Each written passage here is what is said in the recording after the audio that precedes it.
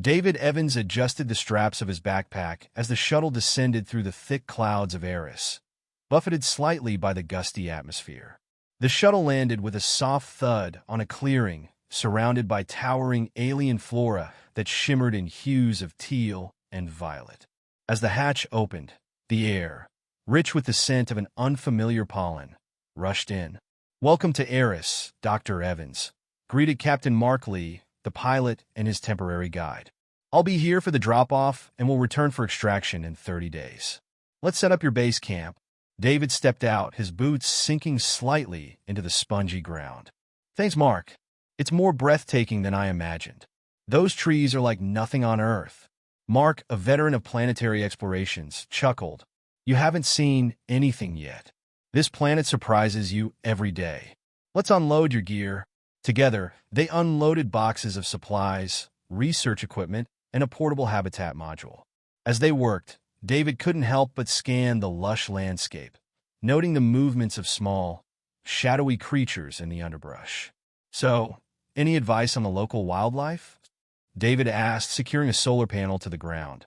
"Keep your distance and your wits about you," Mark replied, glancing around warily. "Most creatures here are docile, but you don't want to surprise them, especially at night." David nodded, setting up a perimeter of sensors. "I'll be careful. I'm here for the plants, anyway. The fauna I'll try to appreciate from a safe distance." As they erected the habitat, Mark shared stories of his past missions, highlighting the peculiarities of interstellar diplomacy and survival. "And remember, the Silith are just a myth as far as anyone can prove. But myths often start from a seed of truth," he mused, securing a support beam. "An unseen species, huh?" David considered the possibility, with a mix of skepticism and intrigue. "It would be groundbreaking to discover intelligent life here." Mark smiled. "That would be one for the history books. Just focus on your plants. I'll feel better knowing you're not chasing shadows." By evening, the habitat was set up, complete with a small lab and living quarters. As the sun dipped below the horizon, casting long shadows across the land, David turned on the exterior lights. "Looks like you're all set, Dr. Evans. I'll head back at first light," Mark said, clapping David on the shoulder. "Good luck, and keep your comm unit charged. Check in every morning." "Will do. Thanks for the help, Mark. It's good to know I'm not completely alone out here," David replied, looking around the now illuminated camp. Mark nodded, stepping into the shuttle. "Not alone at all. Eris has a way of making its presence felt. See you in 30 days." As the shuttle lifted off the next morning, David watched it disappear into the sky, a mix of solitude and excitement settling in his chest. He turned to face the forest, his recorder in hand. "Day 1 on Eris," he began, speaking into the device as he walked towards the tree line. "The objective is to study the native flora, but I remain open to whatever else this planet has to teach. Let the exploration begin." With that, he stepped into the shadows of the towering trees, the sounds of the waking forest humming with the promise of new discoveries. David spent the first few days cataloging the immediate flora around his camp, taking samples and noting their properties in his digital log. He marveled at the adaptability and variety of the plant life, which thrived in the rich, alien soil. As he ventured further from camp, his curiosity grew. The deeper parts of the forest seemed to hum with an unseen energy. One morning, as he examined a particularly luminescent vine, a rustle in the underbrush caught his attention. He turned, expecting to see one of the small creatures he had become accustomed to, but instead found himself face to face with another human. "Whoa, easy there. I'm not here to steal your samples," said the stranger, raising his hands in a peaceful gesture. He was dressed in a similar expedition suit, though marked with different insignia. This one from the Europa Consortium, a known rival in interstellar research. David lowered his collection tools. "I wasn't expecting company. I'm David Evans, with Earth's Xenobotanical Society. And you are?" "Lucas Brandt," the man replied, stepping closer but keeping a respectful distance. "Looks like we're here for the same reason, though my focus is more on potential agricultural applications. Mind if I take a look at what you found?" David hesitated, then nodded. "Sure, as long as you share what you know too. There's enough mystery on this planet for both of us." Lucas grinned, agreed. Let's compare notes. The two men spent the next few hours discussing their findings. Lucas had a background in bioengineering, which complemented David's expertise in xenobotany. They exchanged data and hypotheses about the alien plant's possible uses, both medicinal and nutritional. So, have you heard the rumors about the Silith? Lucas eventually asked, as they sat on logs, sharing a meal of standard rations. David looked around the thickening woods. I've heard stories. My guides seem to think they're just that, stories. What about you? Lucas chewed thoughtfully. I've seen things on this planet that I can't quite explain. Shadows moving too intelligently to be mere animals, patterns in the ecosystem that suggest something or someone is managing it. Intelligent life would change everything, David mused, feeling a twinge of excitement at the prospect. Just then, a clear, high-pitched sound echoed through the trees, different from any natural noise they had heard before. Both men stood, instinctively reaching for their tools. Was that a call? It doesn't match any fauna I've recorded so far, David whispered, his voice laced with curiosity and caution. Lucas nodded, his eyes scanning the dense foliage. Let's find out. They followed the sound carefully, recording devices at the ready. As they drew closer, the forest seemed to open up into a clearing, where the sound grew louder, more melodic. Suddenly, a figure darted across their path. A silhouette unlike any human or known creature, swift and graceful. David and Lucas exchanged a look of astonishment and silently agreed to follow. Peering through a thick bush, they finally saw her, a tall, slender figure, clearly female, with skin that shimmered like the leaves around her. She was singing to the plants, a soft, melodic tune that seemed to make the flora around her sway gently. David stepped on a twig, and the crack echoed loudly in the silence of the clearing. The figure turned swiftly, her eyes wide with surprise. David held his breath, waiting for her reaction. "Hello," he called out gently, not wanting to startle her further. "We mean no harm." The alien woman watched them for a moment, her gaze intense, yet not threatening. Then, with a graceful nod, she stepped towards them, her movements fluid and full of purpose. "My name is Zara," she said, her voice musical and echoing the sounds of the forest. "It seems you have found what you were not even looking for." David smiled, amazed by the encounter. "Indeed we have. We'd love to learn more about you and your world." Zara looked between the two men, then back at the surrounding plants, as if deciding how much to share. After a moment, she gestured for them to follow. "Come, there is much to show you." As they walked, David knew this was just the beginning of an incredible chapter in their mission on Eris. Zara led David and Lucas deeper into the forest, where the light dimmed beneath the dense canopy, painting everything in hues of green and blue. The air was thick with the scent of moss and the unknown, each breath a new sensory experience. "This forest is a living library," Zara explained, stopping to touch a tree with a trunk wide as a house. "Each plant, each creature plays a part in the story of Eris." Lucas, ever the scientist, was fascinated. "A living library? Are you saying the flora here is somehow interconnected?" "Yes," Zara nodded. "Watch." She pressed her palm against the tree's bark and closed her eyes. The area around them seemed to pulse subtly, and a ripple of movement traveled through the foliage. David observed in awe. "What did you just do?" "I asked the trees to share their water with a patch of dying ferns nearby," Zara replied. Her ease with the plants was astonishing, like nothing David or Lucas had ever seen. "How do you communicate with them?" David asked, eager to understand. "It's a language of touch, emotion, and chemical signals. I can teach you some, if you're willing to learn," she offered. Both men eagerly agreed, captivated by the opportunity to bridge communication between human and alien flora. Zara spent the next hours teaching them the basics. "Touch here," she would say, guiding their hands to different textures of bark and leaf. "And think of what you need: growth, healing, repelling pests." Lucas, with his background in bioengineering, was quick to draw parallels with Earth's plants. "Our plants communicate chemically too, but we've never seen anything as sophisticated as this." As they practiced, David managed to cause a nearby bush to flower with a burst of vibrant red blooms. "Incredible," he whispered, his voice full of wonder. "It's a mutual relationship," Zara explained. "The plants respond to you because you are part of their system now. They can sense your intentions." The trio set up a temporary research station in the clearing, using portable solar panels and equipment from David's camp. They documented everything, taking samples with Zara's guidance to ensure they did nothing harmful.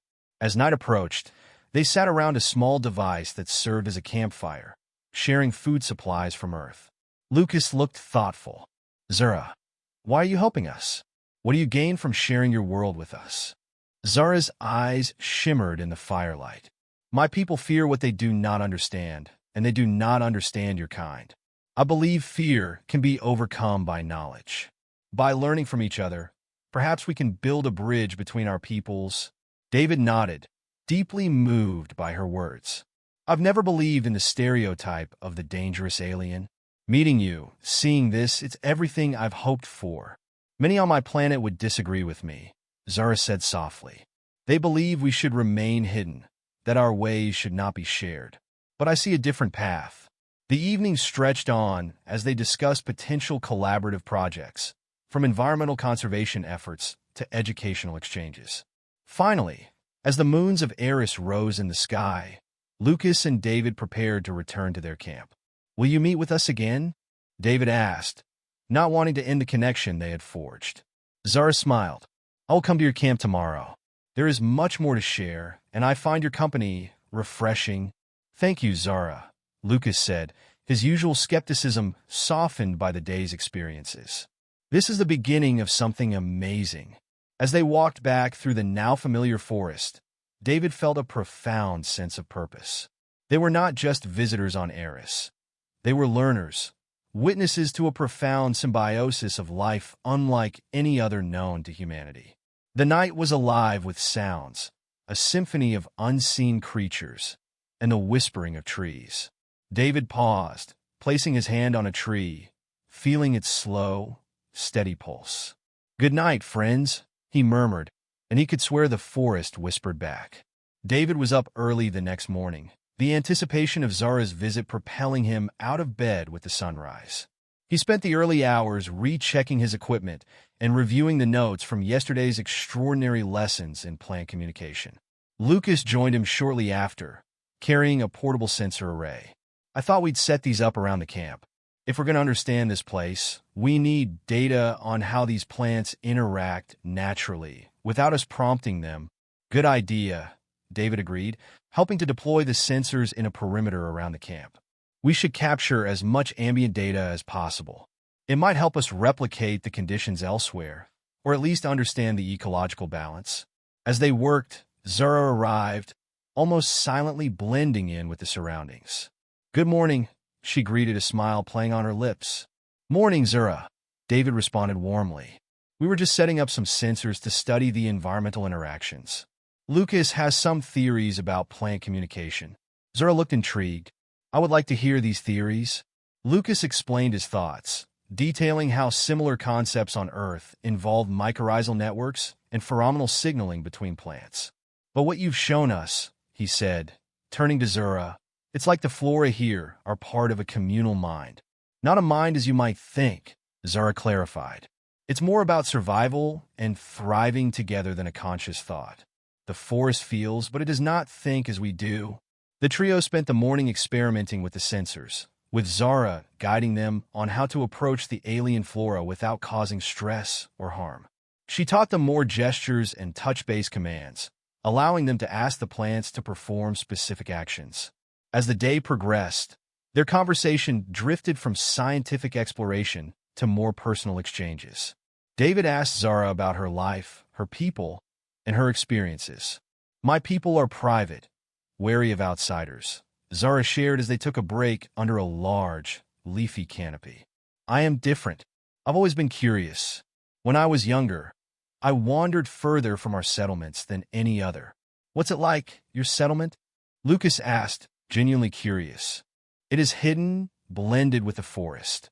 We live not above the ground as you do, but within it," she described, her eyes alight with the love for her home. We shape the living wood to grow into homes, into places of gathering and learning. That sounds beautiful, David remarked, imagining the intricate, living architecture. It is, Zura said, smiling. Perhaps, if this goes well, one day I could show you. Their discussion was interrupted by a soft alarm from one of the sensors. Lucas checked the readout.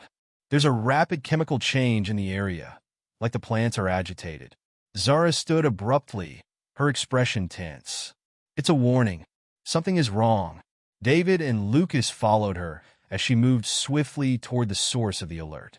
They came across a small clearing where a patch of ground was disturbed, the plants around it releasing a sharp, acrid odor. A creature injured, Zara observed, kneeling beside a small, quivering form. It was one of the native animals, similar to a rodent but with bioluminescent fur, caught in a natural trap. Without hesitation, David and Lucas helped Zara free the creature, using the soothing technique she had taught them to calm the surrounding plants, reducing the release of the distress chemicals. Once the creature was safe, Zara looked at both men with a new respect. "Thank you," she said earnestly. "You have just done more than help an animal. You have shown that you truly wish to be a part of this world, not just observers." As they walked back to camp, the bond between them felt stronger, solidified not just by mutual curiosity, but by shared compassion and a deepening trust. They were no longer merely researchers and guide. They were partners in this extraordinary venture. Back at camp, David, Lucas, and Zara gathered around the central console, reviewing the data collected from the day's earlier incident. The atmosphere was one of collaboration, each member of the trio contributing their expertise to interpret the signals. Lucas pointed to the spikes on the screen. "See here? These emissions ramped up right when we found the trapped creature. It's like the plants were reacting to its distress." Zara nodded. "Yes, the forest communicates danger very effectively. What you see as spikes are distress signals that can travel far, alerting other life forms of disruptions." David looked thoughtful. "It's a sophisticated survival mechanism. On Earth, plants communicate, but nothing like this. Nothing so immediate and complex." Zara seemed pleased with their understanding.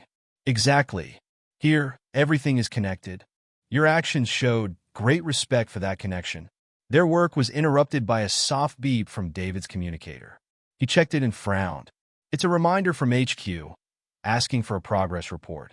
They're curious about the mythical Silith." Lucas chuckled. "Guess they wouldn't believe it if we told them the myth saved a creature and taught us plants speak." Zara's expression turned serious. "Many among my people would fear what we're doing here. Sharing our secrets with outsiders, it's not common." David respected her concern. "We can keep specific details vague for now, Zara.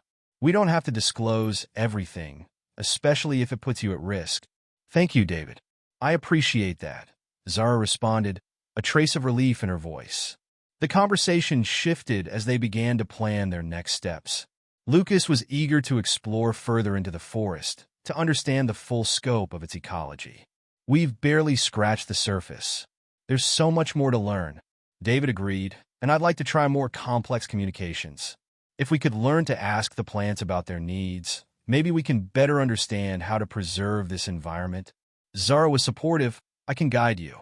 There's a grove to the east, very old, very wise. If you're ready, it might share history with you, the history of Eris itself." The idea was thrilling to both men. To learn the planet's history from the plants themselves was beyond what they had hoped. "We'll need to prepare," David said, turning to prep equipment for their journey. "Chargers, samples kits, extra food and water." Lucas began to check the functionality of their mobile lab units. "We should also ensure all our gear is environmentally sealed. We don't want to contaminate the site." As they worked, their conversation turned to the possibilities of what they might discover. "Imagine if plants back home could tell us their history," Lucas mused. "We'd rewrite textbooks with what we learn here. First, we must ensure we make no missteps. We are guests in this forest," Zara reminded them gently. David nodded in agreement. "We'll follow your lead, Zara. You've shown us nothing but respect for your world. We'll do the same." As night fell, the trio sat outside, watching the stars peek through the shifting leaves, sharing tales of their respective homes. Earth, and Eris. For David and Lucas, the stories of Zara's people and their deep bond with the planet added layers to their understanding of the alien world they were starting to love. Zara listened intently to their stories of Earth, fascinated by the diversity yet commonalities their world shared. It was a night of sharing, learning, and preparing for the days ahead. Tomorrow, we make our way to the ancient grove, Zara said as they wrapped up for the night. Sleep well, friends. We have much to discover together. David and Lucas retired to their quarters, minds alive with the possibilities of tomorrow, grateful for the unique partnership they had formed with Zara. Under the alien stars, they fell asleep to the soft whispers of the Eris night. The morning air was cool and crisp as David, Lucas, and Zara began their journey to the ancient grove. The sky above was a gradient of soft purples and deep blues, filtered through the dense, towering canopy that surrounded them. The forest seemed to breathe in rhythm with their footsteps, the leaves rustling gently in the wind, as if greeting them. This grove is older than any place I've shown you, Zara said as they navigated through thick vines and soft, moss-covered ground. It is a place of memory, a place where the forest keeps its deepest secrets. Lucas looked around, his scientific curiosity piqued. Are you saying the trees here have memories? Do they retain knowledge in some way? Zara nodded. Yes. The grove holds impressions of past events. In a way, the trees here have seen everything that has happened in this forest, storing these experiences in their own unique language. David felt a chill, not of fear, but of awe. This is incredible, Zara. We're about to step into the memory of an alien world. After walking for some time, they reached the edge of the grove. The air felt thicker, more charged, as if filled with an energy that was both welcoming and slightly intimidating. The trees here were massive, their trunks entwined with vines that seemed to pulse faintly, as though alive with an inner light. Place your hands on the bark, Zara instructed softly, gesturing for both men to follow her lead. And close your eyes, breathe deeply, and allow yourself to be open. David and Lucas exchanged glances before they each placed a hand on the nearest tree. The bark was surprisingly warm, almost like skin, and a subtle vibration seemed to hum beneath their fingers. David closed his eyes, focusing on his breathing as Zara had instructed. Gradually, he began to feel something. It was like a whisper at first, faint images flickering through his mind. He saw flashes of colors, shapes, and indistinct forms moving in patterns that felt unfamiliar, yet deeply meaningful. What are you seeing? Lucas asked, his voice barely a whisper. David opened his eyes, feeling a strange sense of connection to the place. I don't know exactly. It's like memories, but not my own. I can feel things, the way this forest has grown and changed over time, like it's alive in a way I never understood before. Lucas nodded, clearly feeling a similar experience. It's almost like an imprint, a sense of the forest's history embedded in these trees. Zara smiled, clearly pleased. You are experiencing the memory of Eris. This is what my people have known for centuries, and what they guard so carefully. They spent hours in the grove, moving from tree to tree, absorbing fragments of the forest's past. Some impressions were strong. Images of great storms, of creatures both familiar and alien passing through, and of the forest itself shifting in response to changes. Each tree seemed to hold a piece of a larger, interconnected puzzle. As the day wore on, Zara led them to a clearing within the grove, where sunlight filtered down through the branches, casting a soft glow on the ground. Here, the three of them sat, resting in the peaceful stillness that surrounded them. This place, it's beyond anything I've ever known, David said quietly, feeling a profound sense of gratitude. Lucas, usually so practical and grounded, was uncharacteristically quiet. I can't believe how much we've been missing. We've been studying ecosystems for decades, but this is something else entirely. Zara looked at them, her gaze steady and thoughtful. You both understand more than many of my own people would believe possible. You see the forest not as an object to be studied, but as a partner in life. David felt his face warm, slightly under Zara's gaze. There was something deeper there, an unspoken connection that went beyond words or knowledge. They sat in silence for a while, absorbing the grove's energy, before Zara finally broke the quiet. "There is something I must tell you," she said, her voice soft but serious. "My choice to share this with you has consequences. My people will not understand. They may even see it as a betrayal." Lucas looked at her, frowning. "Why? We've done nothing but learn and respect this world. How could they see it as a threat?" "It's not about threat. It's about tradition," Zara explained. "My people believe that our knowledge, our bond with the forest, is something that belongs only to us. Sharing it, they think, risks disrupting our way of life."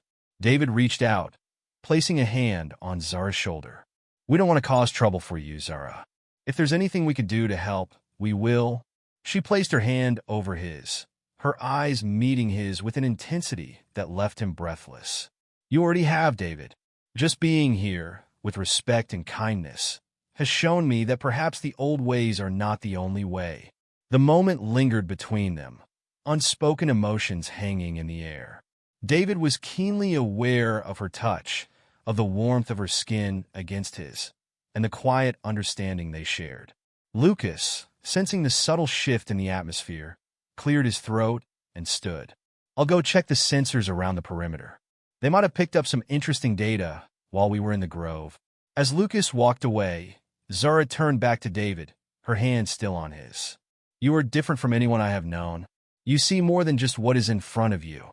David felt his pulse quicken. "Meeting you, Zara, it's opened my eyes to things I didn't even know were possible."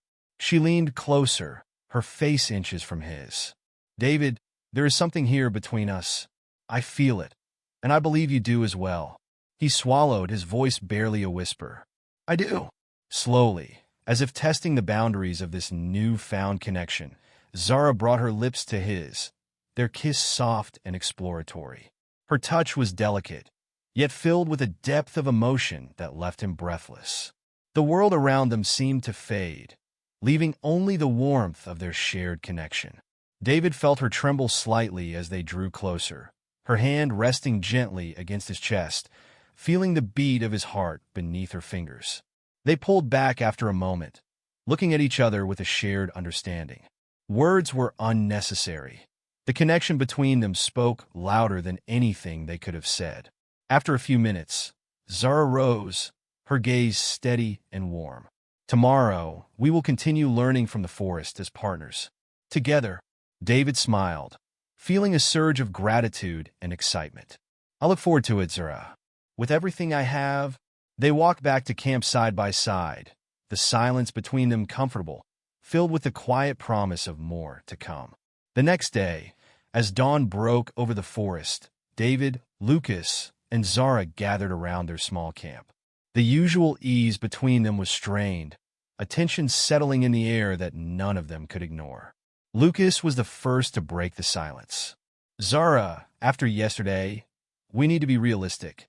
If your people consider this kind of knowledge sharing to be, well, sacrilege, then where does that leave us?" Zara looked down, her fingers brushing against the soft leaves at her side. "I know. I am putting you both at risk by sharing our secrets, but it is my choice to make, and you have shown nothing but respect for Eris." David watched her, sensing the inner struggle beneath her composed exterior. "If it's too dangerous, we understand. You don't have to continue with us, Zara. You've already given us more than we could have hoped for." "But I want to," she replied, her voice firm. She turned to face David, her gaze intense. "David, this is about more than just sharing knowledge. This is about choosing a path, one that might change everything for my people. And for yours." Lucas folded his arms, nodding. "You know, maybe it's time to ask yourself what you really want, Zara. If it's to protect your culture, that's one thing. But if it's about something else, then you need to be clear about it. We don't want to put you in danger." Zara took a deep breath, glancing at David. "I don't want to hide from what I feel, from what this means. My connection to you both, and especially to you, David, it's not something I can ignore." David reached out, taking her hand. "And I feel the same, Zara. But we're walking a fine line here. If this risks your safety or isolates you from your people, then we need to find a way to move forward without compromising everything you stand for. Lucas, sensing the personal nature of the conversation, took a step back. I'll check the data from last night's sensors. If we decide to continue, we need all the information we can get. And hey, if you two need to talk, I'll give you a minute. As Lucas walked a few paces away, Zara looked into David's eyes, her own filled with a mix of determination and vulnerability. I don't belong entirely with my people, David. They see me as different. I've tried to conform, but meeting you has shown me another way, a way that feels right, even if it's difficult. David squeezed her hand gently. Then maybe it's time to find a balance.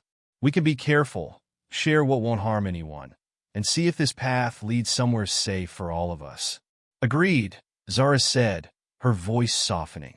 Perhaps there is a way forward that allows us to explore what we've started here without endangering anyone. Lucas returned, holding his datapad. Got some interesting readings. It seems like the forest itself is reacting to our presence here in subtle ways. If we're respectful, maybe we can continue our work without drawing too much attention. Zara looked at them both, a spark of hope in her expression. Then we moved forward, carefully, but with purpose. David and Lucas nodded in agreement, their shared goal clear. They would continue their research, explore the forest's secrets, and find a way to honor both Zara's world and their own. The following morning, David, Lucas, and Zara gathered their equipment and prepared to break camp. The atmosphere was filled with a quiet resolve. Each of them knew that today would bring choices that would shape the future of their journey on Eris and beyond. Lucas was calibrating a sensor, squinting at the early morning sun. So, the way I see it, we've mapped enough of the area to understand the basics of how this forest communicates. We've done something important here, but I'm just wondering, Zara, what's next for you? For all of us? Zara looked thoughtfully at Lucas, then at David. I've thought about that as well. I came here to learn about you and your ways, and I found more than I could have imagined. I can't go back to who I was before meeting you. David stepped closer, looking into Zara's eyes. So, what do you want, Zara? We could go back together, bring this knowledge to Earth, or stay. She finished, a small smile touching her lips. Eris is my home, but it feels different now, knowing what's possible. The world is bigger than I ever realized, and I want to explore it. Lucas grinned, unable to contain his excitement. So, you're saying you'd come with us? We could learn so much from each other. You could share your knowledge with scientists back home. It would change everything. Zara took a deep breath, seeming to weigh the decision in her mind. Yes, I'm saying I'd go with you, but it must be with respect. We have to protect the forest, keep the delicate balance. We take only what's necessary. David's face broke into a wide smile. We wouldn't have it any other way. We'll do this the right way, Zara. I promise. Lucas checked the equipment one last time, chuckling. This is going to be one interesting debrief. I mean, hey, HQ, we found a sentient forest and its guardian, and she's coming back with us. I'd love to see their faces. Zara laughed, a warm, rich sound that blended with the forest's ambient music. I think I'm ready for that challenge. And to see Earth, to meet more people like you too. It's a future I never imagined. The three of them worked side by side, packing up their camp efficiently. As they moved through the trees toward the extraction point, David felt the forest's subtle energy around them, a bittersweet farewell from a world that had welcomed them, taught them, and now seemed to understand they would be leaving. When they reached the edge of the forest, Zara paused, placing her hand on the trunk of a massive tree. She whispered softly in her native language, a gentle farewell. David and Lucas waited, sensing the significance of the moment. After a few quiet seconds, Zara turned to them. The forest knows I'll be back. It trusts you both as well. Let's carry what we've learned here with honor. The rumble of the approaching shuttle broke the quiet of the forest. As it descended, kicking up dust and loose leaves, the trio exchanged a look filled with excitement and understanding. Lucas raised an eyebrow, smirking. Ready to make history? David extended his hand to Zara, who took it firmly, a glint of excitement in her eyes. More than ready, she replied. They boarded the shuttle together, looking out the window as the forest stretched out beneath them, fading slowly as they ascended. David felt a mix of emotions, gratitude, awe, and a deep respect for the place that had changed them all. As the shuttle broke through the atmosphere, Lucas leaned back, glancing at his two companions. "This isn't the end, you know. This is just the beginning of something a whole lot bigger." Zara smiled, her gaze steady and filled with quiet confidence. "Then let's make it a journey worth taking together." David looked at both of them, feeling a new sense of purpose. "Together," he echoed, and with that, they left Eris, each carrying with them the knowledge, connection, and promises that would shape the next steps of their lives in ways they had only just begun to imagine.